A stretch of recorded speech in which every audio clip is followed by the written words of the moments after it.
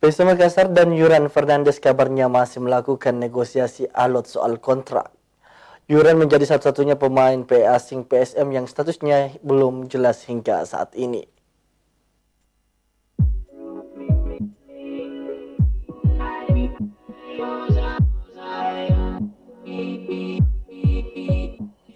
PSM Makassar telah memastikan perpanjangan kontrak beberapa pemainnya, termasuk 3 pemain asing untuk mengarungi kompetisi musim depan.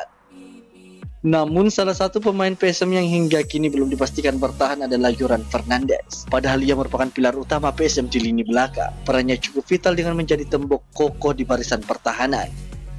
Kabarnya Yuran dan manajemen PSM masih melakukan negosiasi alot soal kontrak. Performa Yuran yang gemilang bersama PSM musim lalu membuat banyak klub meliriknya. Namun PSM juga berusaha untuk tetap mempertahankan sang pemain. Kepastian nasib Yuran Fernandes bersama PSM Makassar kini masih menunggu waktu apakah akan dilepas atau tetap menjadi bagian dari pasukan Rahman di kompetisi musim depan. Wahyu Saputra, Selebes TV.